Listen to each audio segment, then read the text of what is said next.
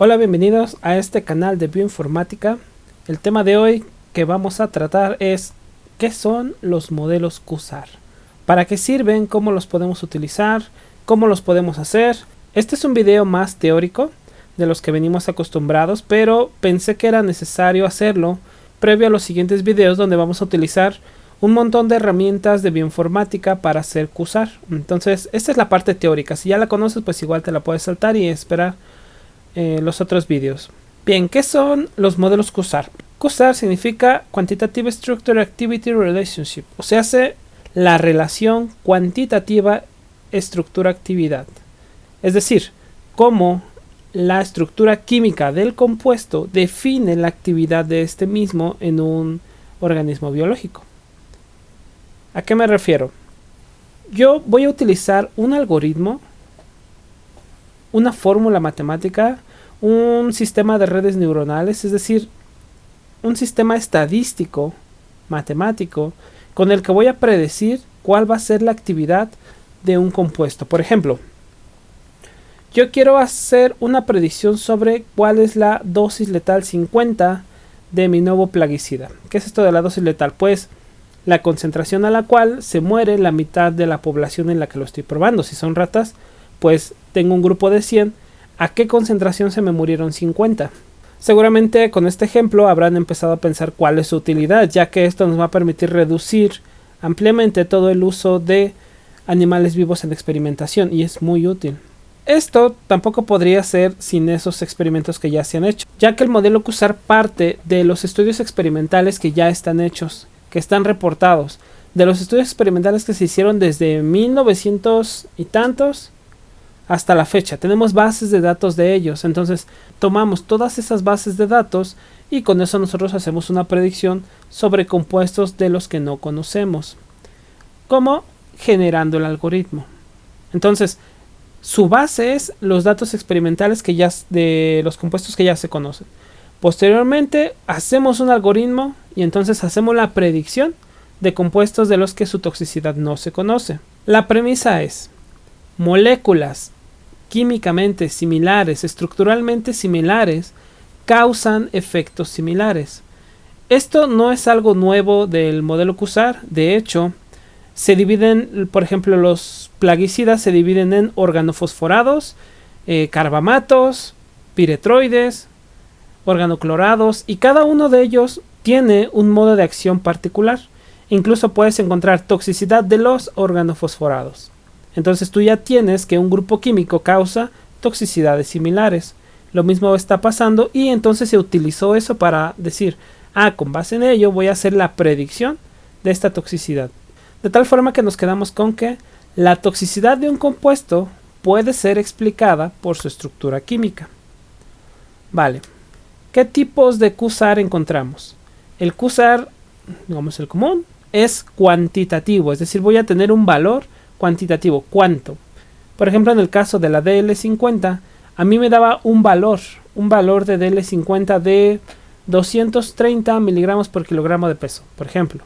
En cambio, el siguiente, que es el modelo SAR, es cualitativo nada más y solo nos dice si sí o no es activo. Por ejemplo, tengo una base de datos de inhibidores de una proteína, comparo mi nuevo compuesto y entonces me va a decir sí o no causa ese efecto, sí o no es activo o no activo.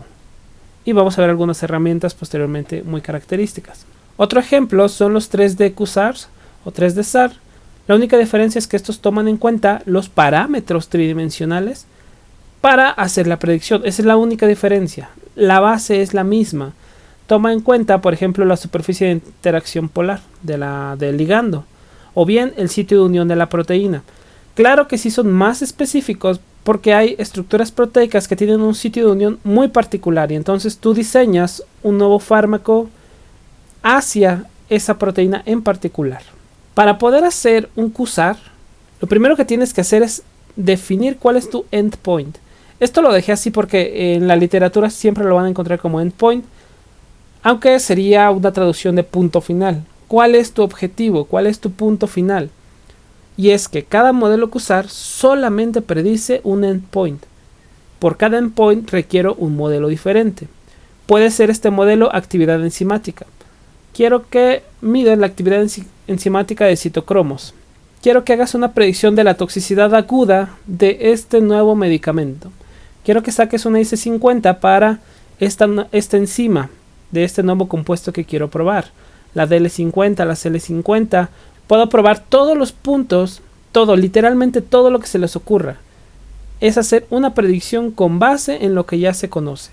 Por ejemplo, irritación ocular. El modelo más común para hacer irritación ocular es el conejo, en el que se colocan amarrados en jaulas. Por un lado se le coloca el fármaco, pesticida o lo que quieran probar en un ojo y en el otro va a funcionar como control. De tal forma que esa es una manera de probar si hay o no toxicidad ocular. Pero claro, con estos nuevos modelos nosotros podemos evitar ese sufrimiento animal y podemos promover el uso, y además de que es mucho más eficaz. Un QSAR tú lo puedes utilizar y hacer tu experimento en cuestión de minutos. Diseñarlo es un poco más complicado, pero ya una vez que lo tienes hecho, te va a ser muy útil y va a ser muy rápido de utilizar. Podemos también probar hepatotoxicidad, podemos probar si es mutágeno, cancerígeno, neoplásico y todos los endpoints que se les ocurran. Entonces, la única clave es que para cada punto final que tú quieras probar, requieres un modelo. Si quieres probar 2 puntos finales, pues haces 2 modelos, porque en cada uno de ellos se puede comportar diferente nuestro compuesto. Y eso también va a hablar de la especificidad. ¿Cómo construyo el modelo? Lo primero que tengo que tener son descriptores moleculares. ¿Qué son estos descriptores? ¿Cómo yo le explico a la computadora qué es el compuesto químico? ¿Cómo hago la traducción de su peso? ¿Cómo hago la traducción de su pKa, de su KOW? Y todos esos parámetros se van a estar capturando en una base de datos. Y esa base de datos será precisamente la base para construir el modelo QSAR. Puede haber más propiedades, por ejemplo las estructurales, si tenemos algún enlace característico, si tenemos algún grupo funcional, si tenemos por ejemplo algún enlace fosfodiéster, si tenemos cloros en la estructura, habrá propiedades topológicas, cuánticas que ya son un poco más avanzadas de obtener, pero se pueden sacar y hay software diseñados para eso, y es justamente la razón por la que traigo este video, porque continuaré haciendo videos y los vamos a hablar posteriormente en cada uno de ellos. El más común es Dragon. Es un software muy común para sacar los descriptores moleculares, es yo creo que el más citado, pero tiene versión de paga y a veces no siempre es accesible, entonces vamos a buscar siempre las formas libres para hacer nuestros modelos de QSAR. ¿Cómo voy a desarrollar el modelo QSAR? Ya entendimos lo que eran los descriptores moleculares. Lo primero que tengo que hacer es checar mi endpoint. Ya saben cuál es su endpoint. Ustedes quieren hacer una predicción sobre la capacidad de inhibir la óxido reductasa. No lo sé, cada quien tiene su endpoint diferente. Ok, ya tienen su endpoint, ya entendieron lo que es los descriptores moleculares. Lo que hay que hacer es obtener la base de datos de actividades calculadas experimentalmente. Si ustedes en su laboratorio ya tienen varios compuestos que se han probado para una actividad particular, entonces pueden utilizar esa base de datos para nuevos compuestos. Si no lo tienen, habrá que ir a alguna de estas bases de datos del TOX21 o el TOX21, el CHEMP o el PubChem. Cada uno de ellos, yo he utilizado más la segunda, tiene actividades experimentales calculadas y ustedes las pueden utilizar, las pueden descargar, son de acceso libre. Hay también bases de datos, por ejemplo, de las industrias farmacéuticas que no tienen acceso libre y son muy ricas, pero claro, pues su dinero les costó desarrollar esa base de datos, entonces pues no es accesible al público. Pero tenemos opciones, tenemos alternativas para utilizar estas que son de licencia libre. Bien, nos vamos a esa base de datos, obtenemos eso, igual. Cada uno de estos puntos se los estoy diciendo ahorita de forma teórica, pero mi objetivo es que en un futuro vayamos construyendo un curso de cómo hacer QSAR a partir de cada uno de los videos en YouTube. Entonces, si están viendo esto posteriormente, pues seguramente ya estarán ahí cada uno de estos videos. Bien, fuimos a la base de datos, obtuvimos nuestra base de datos, luego definimos el algoritmo de trabajo y esto va a depender mucho de qué software disponible tienen. Si se dan cuenta todo esto, pues como es bioinformático, dependemos totalmente de los software que están ahí. Hay mucho software libre que a veces es un poco complicado de usar. Hay uno que es muy sencillo de usar. Entonces lo vamos a estar hablando en el canal. Ese será uno de mis grandes enfoques porque la verdad es un tema que me apasiona muchísimo. También hay mucho software de paga que con 2 clics ya tienes tu QSAR. Es literal, con 2 clics ya tienes tu QSAR. Pero nuestro enfoque será para el uso de software libre, porque la verdad las licencias son algo caras. Si alguien tiene licencia y me la quiere compartir, que mejor. Pero vamos a enfocarnos en el software libre, que tampoco le piden nada a los otros, salvo que es un poco más complicado de utilizar. Pero para eso pues está el canal, ¿no? Y eso es lo que hace precisamente seguir haciendo estos videos y que se vuelva interesante por estos softwares de uso libre que son un poco más complejos. Bien, entonces dependiendo del software que queramos, un QSAR se puede hacer hasta con Excel. Porque hay algunas que son, por ejemplo, una regresión lineal simple, una regresión lineal múltiple. Eso se puede hacer en Excel. Es un modelo relativamente sencillo. Poco a poco se le puede ir aumentando el nivel por los métodos ya característicos como el de Free-Wilson, la ecuación de Hammett, la aproximación por lotes. Este otro que es también más o menos utilizado, que es el de componentes principales. Claro, ya los modelos más elaborados se hacen a partir de redes neuronales. Una red neuronal es una toma de decisiones seguida, consecutiva, de tal forma que entonces ustedes lo van clasificando. Dependiendo de esa clasificación, lo llevan a la siguiente decisión y a la siguiente y a la siguiente, de tal forma que en cada una de esas neuronas ustedes tienen un algoritmo. Y ese algoritmo entonces les va a hacer una predicción más eficaz en algunos casos, más sensible. Esto se está utilizando mucho para hacer deep learning, que es algo a lo que no he explorado, pero me encantaría entrar a esta parte. Entonces hay muchísimo campo para todo esto. Y hay muchas cosas que podemos aprender y utilizar. Si ustedes están en el posgrado, pues les recomiendo que se metan a la parte de informática porque está creciendo de una forma genial. Tenemos cada vez más herramientas con las que podemos trabajar. Una vez que tengamos el modelo, insisto, esto lo vamos a hacer ya en la computadora en posteriores videos, hay que validarlo. Entonces, para esto nosotros tuvimos que haber curado y procesado nuestra base de datos, que va a ser nuestra fuente. Luego vamos a definir estos grupos para el diseño, que va a ser el set de entrenamiento con el que voy a diseñar mi QSAR, el set de prueba. Para estos dos grupos yo ya tengo actividad enzimática conocida y con un grupo diseño mi QSAR, pero aparte unos cuantos a los que el QSAR nunca vio, y entonces ahora pruebo. Estos compuestos que ya estaban probados experimentalmente los voy a meter a mi modelo y voy a ver si es cierto que hace una buena predicción. ¿Por qué? Porque yo ya conozco el modelo. Entonces digo, experimentalmente me dio esto y también se puede hacer una predicción y da muy próximo. Pero yo no tuve que matar ningún animal para hacer esto. Entonces resulta muy útil. O en el caso de células, pues pudiste haber ahorrado un dinero y tiempo ahí. Entonces es bastante útil. Bien, para la validación como tal se requieren esos 3 sets. Y además cumplir con los lineamientos de la FAO, de los que haré algún video en particular, porque sí que es un tema algo extenso. No es complicado, pero sí hay que leerlo. Sobre todo cuando ustedes quieren meterlo a regulación. Si quieren meter un nuevo plaguicida a regulación, pues ya estaremos viendo que se requieren esos lineamientos. En la parte de abajo de la diapositiva les pongo lo que sería un resultado de un modelo QSAR. En la primera columna tenemos el clúster, un modelo. Los descriptores moleculares que se utilizaron, el valor predicho, que ahorita no nos importa, y tres parámetros que siempre van a ser clave en los modelos QSAR. 1. Concordancia, sensibilidad y especificidad. Entonces estos modelos nos van a estar dando justamente lo que les decía antes. Si el set de prueba, que eran compuestos que yo ya conocía su actividad, se hizo una predicción y esa predicción era muy cercana a la actividad experimental, de tal forma que sí sirve mi modelo para hacer una buena predicción.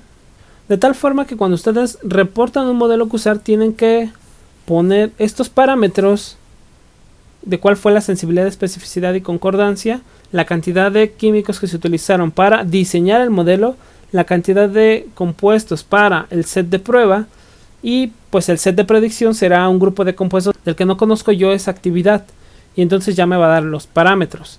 Les pongo aquí la imagen de Cofepris porque son algunos de los parámetros que se requieren para hacer una validación. Yo vivo en México, entonces es la organización que regula la venta de agroquímicos, de fármacos, y entonces Nosotros cuando queremos vender algo lo requerimos validarlo ante Cofepris. Por eso lo coloco aquí, que será uno de los valores. Bien, ¿cómo voy a utilizar mi modelo? Una vez que ya lo diseñé, además tengo que calcular o bien describir cuál va a ser su intervalo en el que yo puedo hacer predicciones fiables. ¿A qué me refiero? Si yo utilicé un grupo de, supongamos, un grupo de plaguicidas organoclorados para hacer una predicción sobre disrupción endocrina, puedo utilizar otros compuestos que igual en su estructura sean organoclorados y entonces está dentro de del modelo. Eso sería una interpolación, lo que colocamos aquí, una interpolación. Sin embargo, si yo con ese mismo algoritmo con el que utilicé yo organoclorados quiero hacer una predicción sobre hidrocarburos aromáticos policíclicos para saber si es un disruptor endocrino, eso no me funciona y eso es una extrapolación. No está dentro del dominio de aplicación. Esa es la palabra correcta, el dominio de aplicación. ¿En qué dominio yo lo puedo aplicar y en qué dominio no? Yo no puedo utilizar un QSAR que hice con una base de datos de fármacos del grupo de las benzodiazepinas y con ese mismo quiero probar aditivos para alimentos. O sea, no se va a poder. A pesar de que el endpoint sea el mismo y que digan es que nada más quería ver si eres hepatotóxico, pues no se puede. El grupo estructural debe ser el mismo, salvo que ese aditivo alimenticio sí sea del grupo, pero es cuestionable, ¿no? También, como en todo modelo, va a haber outliers. Los outliers son actividades que se salen fuera del dominio de aplicación, incluso del dominio de extrapolación. Actividades que no se explican dentro de su modelo. No quiere decir que se comporten totalmente diferente y que sean compuestos muy raros, sino que sus descriptores moleculares que utilizaron no describen esa actividad. Inicialmente suena sencillo, pero sí tiene su complicación hacer el modelo. Entonces, los descriptores utilizados no describen esa actividad. ¿Por qué? Porque resulta que depende de la actividad estructural tridimensional. Porque un tautómero sí tiene un efecto y un tautómero no. O por ejemplo, en algunos isómeros, como el caso del DDT, uno es muy tóxico y el otro no hace realmente mucho. Así que les dejo esa imagen para que sepan que hay que definir el dominio de aplicación para hacer nuestro modelo QSAR y entonces poderlo utilizar. Ya dando un panorama general de lo que fue el modelo QSAR, aquí les pongo algunos ejemplos. El QSAR en investigación, aquí les pongo uno que se desarrolló para saber cuáles eran activadores de PXR y además inducían CYP3A4.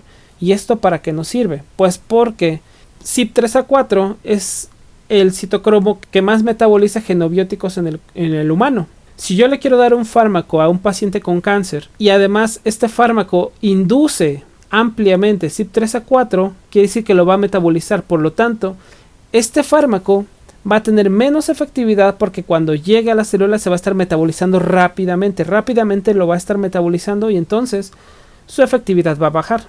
O bien puede ser el caso contrario. A mí me sirve este QSAR para probar que mi fármaco induce CYP3A4 porque la molécula activa requiere su metabolismo. Es decir, el compuesto padre no hace el efecto, pero la molécula activa sí que hace el efecto, pero requiere haber pasado por el CYP3A4. Entonces me interesa que lo induzca. Yo podría utilizar este modelo QSAR para hacer esa predicción sin siquiera tener mi fármaco ya probado o siquiera sintetizado. No requiero hacer ninguna prueba, solo requiero su estructura bidimensional, hacer pruebas. Si funciona, invierto en él. Si no funciona, pues busco otra estructura. Los modelos QSAR han sido ampliamente utilizados. Aquí les dejo la gráfica al 2020 y estamos en mayo, a mediados de mayo del 2020. Vean cómo ha ido creciendo el uso de modelos QSAR desde 1971 hasta 2020. Cada vez se utilizan más, ha sido constante y cada vez también son más complejos. Cada vez se utilizan ya no regresiones lineales, se utilizan algunos otros modelos como las redes neuronales. Con el auge del Machine Learning y el Deep Learning, entonces empiezan a crecer más los modelos QSAR para hacer predicciones mucho más fiables. Tenemos 18.367 menciones en artículos en el PubMed.